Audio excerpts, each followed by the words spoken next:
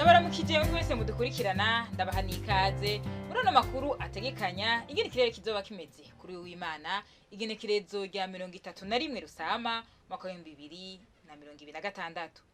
Mu gitondo hitezwe ikirere kiri mwizuba n'ibicu bike bike mu ntara zose zigize igihugu cacu.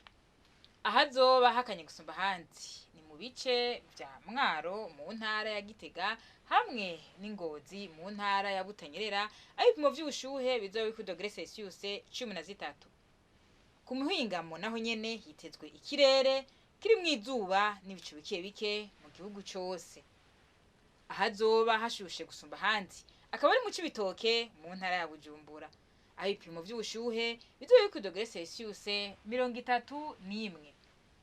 Mu gitondo hitezwe ko izuba zoseruka igihe cy'isaha 12 zirenga iminota 2 rirenge igihe cy'isaha 12 zibura umunota umwe z'umugoroba. Amakuru atekanye ikirere mwatugene Wejo agarukiye hano. Makoye cyane kuyakurikirana. Alice Ningabira nije niko ndabashikiriza. Naho gutaha.